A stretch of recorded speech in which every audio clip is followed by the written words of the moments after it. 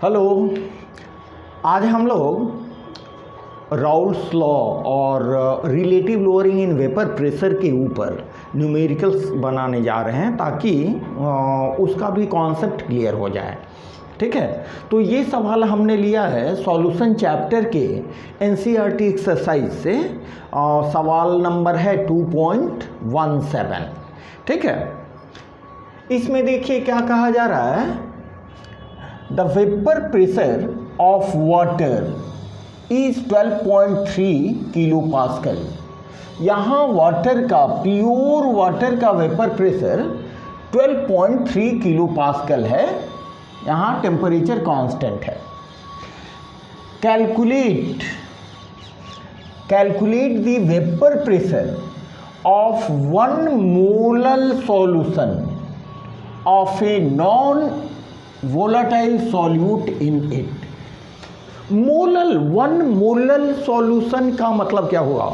1 molal solution का मतलब हुआ कि 1 मोल नॉन इलेक्ट्रोलाइट सॉल्यूट डिसॉल्व हो 1000 ग्राम सॉल्वेंट में। इसको एक छोटा सा फिगर से हम लोग समझें।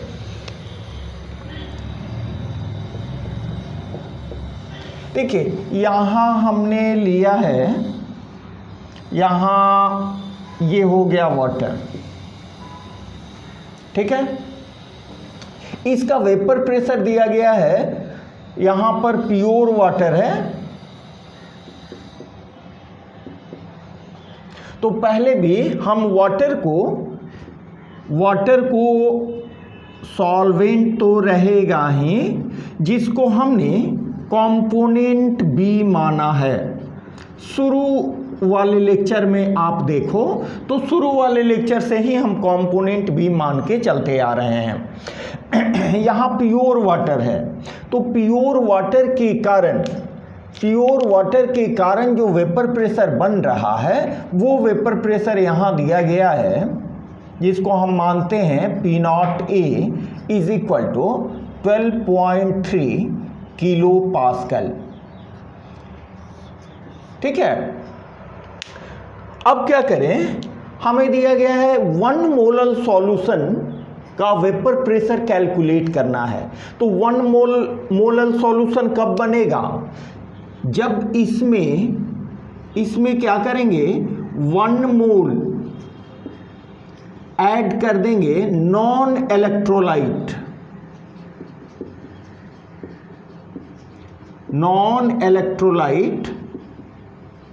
सॉल्यूट हमने ऐड कर दिया। हम इसको एकदम जीरो लेवल से एक्सप्लेन करके बताना चाहते हैं ताकि जो विशेषकर बायो के भी स्टूडेंट हों, जिनका मैथमेटिक्स थोड़ा वीक हो, वो भी बहुत बढ़िया से, बहुत आसानी से इस सम्स को समझ सकें। आइए, तो इसमें हमने क्या किया, 1 मोल सॉल्यूट को ऐड कर दिया। 1 मोल सॉल्यूट कितना में होना चाहिए? 1 मोल सॉल्यूट होना चाहिए आपको। यहाँ सॉल्यूशन हुआ, सॉल्यूशन में वाटर कितना होगा आपका 1000 ग्राम। इस 1000 ग्राम में हम सॉल्यूट कितना डालेंगे? 1 मोल। तो हमारा बनेगा ये, इन दोनों के मिलने से जो सॉल्यूशन बनेगा that is 1 molal solution. 1 molal solution. तो 1 मोलल सॉल्यूशन के कारण जो वेपर प्रेशर होगा, वो वेपर प्रेशर हम लोगों को कैलकुलेट करना है। इसका जो वेपर प्रेशर होगा, जिसको हमने PA से रिप्रेजेंट कर रखा है, that we have to calculate. ठीक है, तो पहले तो समझे कि यहाँ प्योर वाटर है, तो प्योर वाटर का जो वेपर प्रेशर होगा, प्योर वाटर का वेपर प्रेशर जो होगा, it will always be greater than the vapour pressure of solution containing non electrolyte solute. P0 A will must be greater than PA। तो ये जो value है, इसका जो आंसर आएगा वो इस वैल्यू से डेफिनेटली लेसर मैग्नीट्यूड में आएगा। बात समझ रहे हैं? अब यहां पर देखें, हमारे सामने प्योर वाटर कितना हमने ले रखा है, 1000 ग्राम। तो इसकी वेट को हम मान के चल रहे हैं WA इज इक्वल टू 1000 ग्राम, और वाटर का मॉलिक्यूलर वेट कितना होता है, जिसको MA हम माने, ये होता है आपको H2O के लिए कितना हो जाएगा, 18 ग्राम पर मोल। ठीक है, तो इससे प्योर वाटर का नंबर ऑफ मोल्स हम निकाल लेंगे। NH2O कितना हो जाएगा, 1000 बाई 18, इसको भी ग्राम करें, इसको भी ग्राम पर मोल में करें, ये कैंसिल, आप डिवाइड करोगे तो आपको आएगा 55.5 मोल। ये सेल्फ अंडरस्टूड चीज है, इसको तो आप हमेशा याद रखेंगे कि वाटर का नंबर ऑफ मोल इतना होता है 1000 ग्राम में। और यहां पर जो ये सॉल्यूट मिलाया जा रहा है, यहां पर हम सॉल्यूट को अगर कंपोनेंट B मानते हैं, कंपोनेंट B मानते हैं, तो यहां पर NB will be equal to 1 मोल।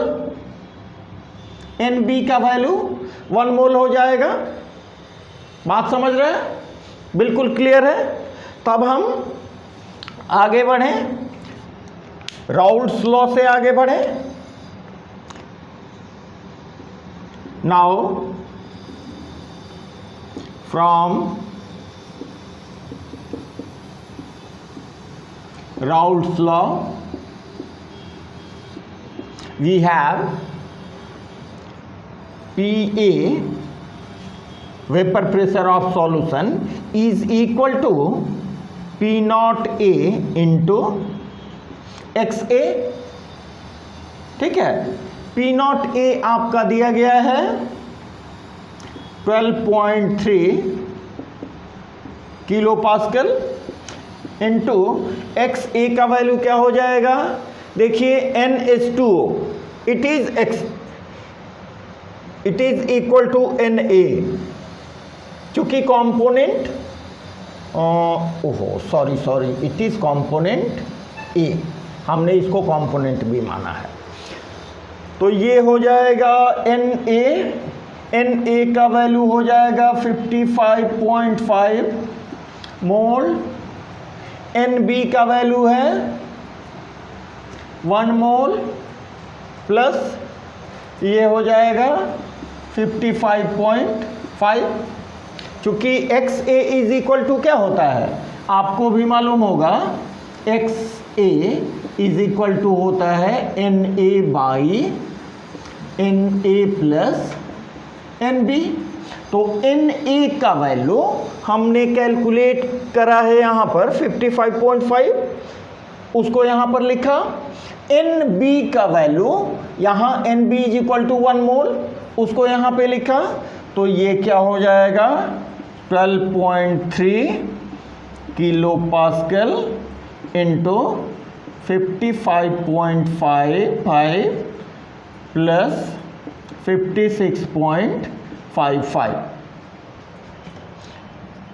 और PA is equal to 12.3 kilopascal multiplied by, इसको आप इतना को डिवाइड करेंगे तो आपका आएगा 0.982, और PA इज इक्वल टू, इसको मल्टीप्लाई करेंगे तो आएगा 12.07। यहाँ पर थोड़ा सा ध्यान दें, जो वेपर प्रेशर सॉल्यूशन का, यही सॉल्यूशन का वेपर प्रेशर आएगा ठीक है। अब प्योर, यहां देखिए प्योर वाटर का वेपर प्रेशर कितना था? प्योर वाटर का वेपर प्रेशर था 12.3 और सॉल्यूशन का वेपर प्रेशर आया है 12.07, जो कि इस प्योर वेपर प्रेशर से कम है। तो यहां हमने लिखा है कि प्योर जो सॉल्वेंट का वेपर प्रेशर होता है that will always be higher as compare to solution containing non volatile solute. यहां ये है 1 मोल सॉल्यूट का और ये सॉल्यूट आपका है non electrolyte,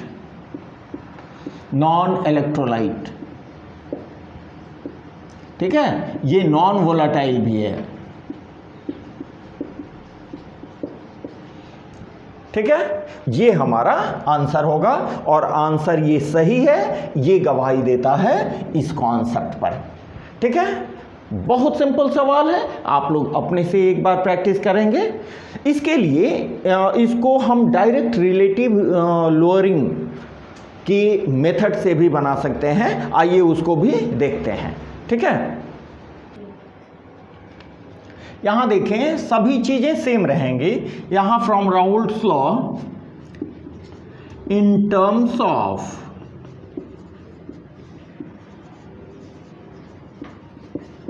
relative lowering in vapor pressure we have relative lowering in vapor pressure का फॉर्मूला क्या होता है? देखिए P naught A minus PA divided by P naught A is equal to XB. It is another form of Raoult's law in terms of relative lowering in vapor pressure. तो यहाँ पर हमने हमारा XA का वैल्यू इतना आया था, तो XB का वैल्यू आप कैसे निकालोगे? 1 माइनस 0.982, इसको सॉल्व करेंगे आएगा 0.018, तो XB का वैल्यू आ जाएगा 0.018, ठीक है। तो यहां आप P नॉट का वैल्यू दिया गया है 12.3 minus PA divided by 12.3 is equal to 0.018, ठीक है। और 12.3 minus PA is equal to 0.018 into 12.3 और इसको मल्टीप्लाई करेंगे तो हमारा आएगा 12.3 minus PA is equal to 0.2214 और इसको सॉल्व करेंगे तो देखेंगे आपका आंसर आएगा 12.07। Very simple. तो आप दोनों में से किसी मेथड से बना सकते हैं, सेम आंसर आएगा। चलिए आइए एक अगले न्यूमेरिकल के साथ हम फिर मिलते हैं। आइए देखते हैं एक नेक्स्ट न्यूमेरिकल, बहुत आसान है और हमने सभी बच्चों को बढ़िया से समझने के लिए डायग्रामेटिक रिप्रेजेंटेशन उचित समझा है, ठीक है। आप लोग भी हमें ज़रूर बताना कि आपको ये तरीका कैसा लग रहा है। देखिए इसमें क्या दिया गया है, calculate the mass of non volatile solute. Non volatile solute का मास आपको कैलकुलेट करना है, जबकि उसका मोलर मास आपको दिया गया है। ध्यान दीजिए, ठीक है। Which should be dissolved in 114 gram of octane. 114 gram of octane में डिसॉल्व कराया गया है, ठीक है। To reduce its vapour pressure to 80%, means pure solvent का वेपर प्रेशर अगर 100 था तो नेचुरली वो रिड्यूस हो जाएगा 80 में, ठीक है, इससे आपको कैलकुलेट करना है नॉन वोलाटाइल सॉल्यूट का मोलर मास। आइए थोड़ा कोशिश करते हैं इसको एक पिक्चर से समझने का। ठीक है, देखिए सपोज करें ये एक कंटेनर है, इस कंटेनर में हमने ऑक्टेन लिया है, इस कंटेनर में ऑक्टेन लिया है हमने।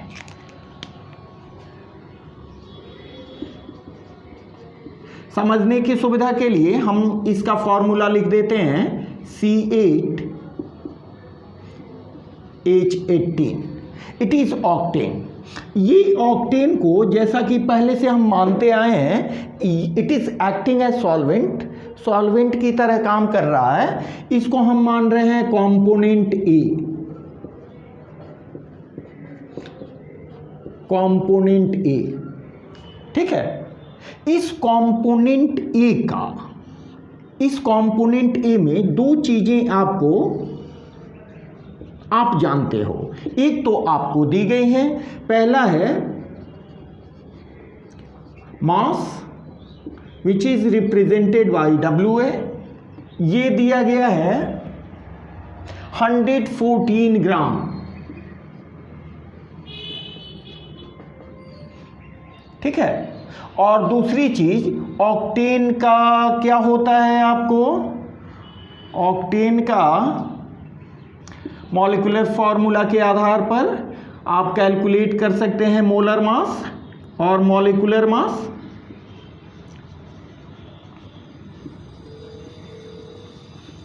कितना हो जाएगा, 12 मल्टीप्लाइड बाई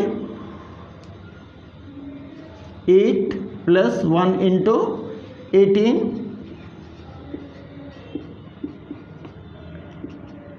114 ग्राम पर मोल। ठीक है, तो एक आपको मोलर मास आप खुद निकाल सकते हैं जिसको हम MA से रिप्रेजेंट कर रहे हैं और जिसका वैल्यू यहां पर हम लिख दिए हैं, इट इज MA। ठीक है, अब इन दोनों को यूज करके आप निकाल सकते हो number of moles. Na will be equal to 114 grams divided by 114 ग्राम पर मोल। ये ग्राम्स ग्राम्स कैंसिल, ये कैंसिल, तो Na इज इक्वल टू 1 मोल। ठीक है, ये तो ऑक्टेन कंपोनेंट के बारे में, कंपोनेंट ए के बारे में हमने सब कुछ कर लिया। ठीक है, ये सॉल्वेंट की तरह काम कर रहा है। अब इसमें हमने क्या डाला है, अब नॉन वोलाटाइल सॉल्यूट हम डालें, इसमें हम नॉन वोलाटाइल सॉल्यूट डालें।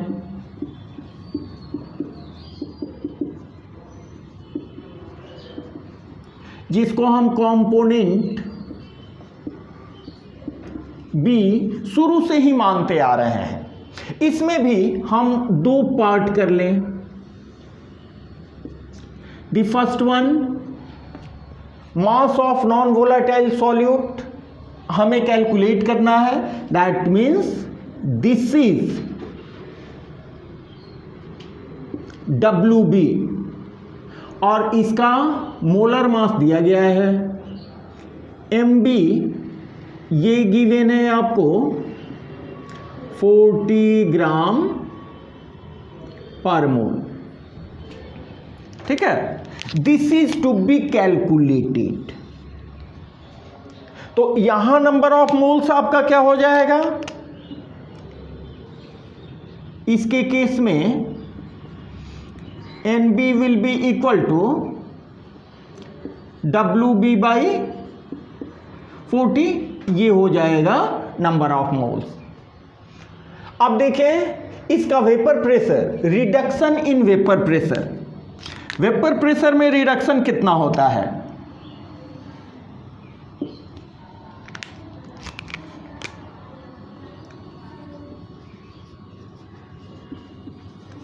Reduction in vapour pressure is equal to 80%। इससे बिल्कुल क्लियर है कि प्योर सॉल्वेंट का वेपर प्रेशर हमको 100 मानना पड़ेगा, रिडक्शन के बाद वो 80 हो जाएगा। तो relative lowering in vapour pressure के फॉर्मूला से हम देखेंगे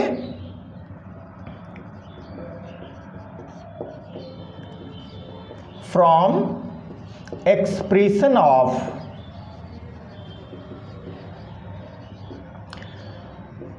रिलेटिव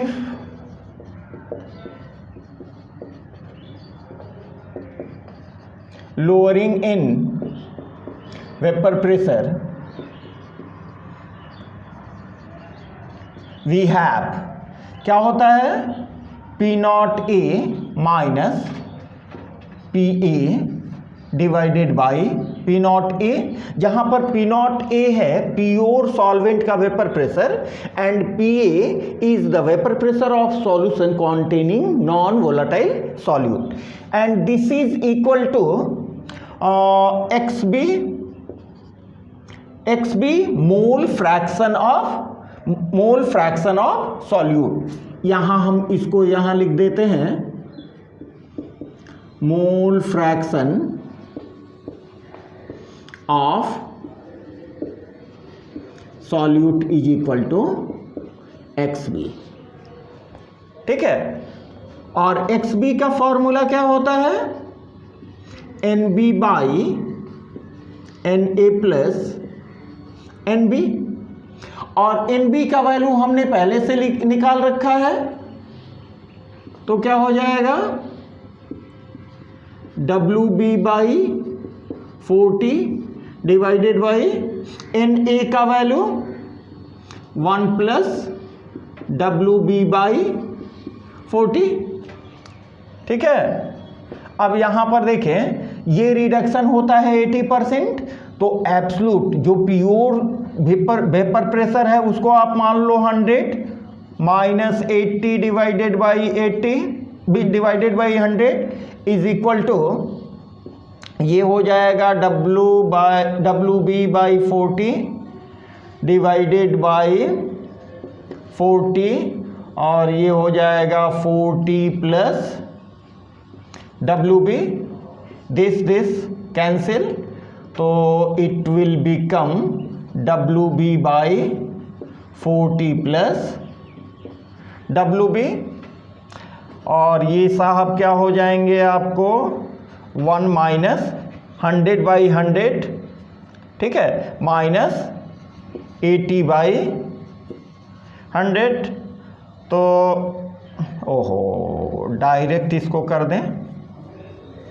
ये हो जाएगा 20 बाई 100 इज इक्वल टू, इसको ये हो गया WB बाई 40 प्लस WB। अब तो आप भी सॉल्व कर सकते हो, तो ये हो गया आपको 0.2 is equal to WB by 40 plus WB।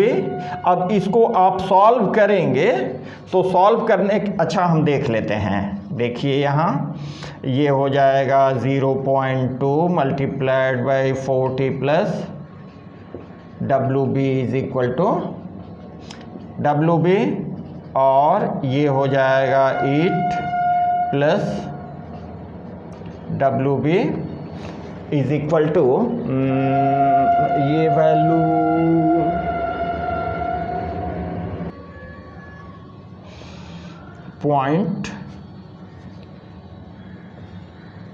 0.2 is equal to WB, और ये हो जाएगा 8 is equal to WB minus 0.2 WB into है, और 8 इज इक्वल टू WB को आप कॉमन ले लो, तो 1 माइनस 0.2, और 8 इज इक्वल टू WB, ये कितना हो जाएगा जी 0.8, और WB इज इक्वल टू 8/0.8। यहाँ इसको हटा दीजिए, एकदम बिल्कुल क्लास 10 स्टैंडर्ड से हम लोग चलें 10 ग्राम्स। ये आपका आंसर होगा। बिल्कुल माने वैसे बच्चों के लिए जिनकी मैथमेटिक्स थोड़ी कमज़ोर भी है, इसलिए हमने ये पूरे कैलकुलेशन को किया। हालांकि बहुत इजी कैलकुलेशन है, हम समझते हैं कि कहीं कोई दिक्कत नहीं आनी चाहिए। ठीक है, मिलते हैं फिर ये कुछ और न्यूमेरिकल के साथ। हमारे साथ बने रहिए।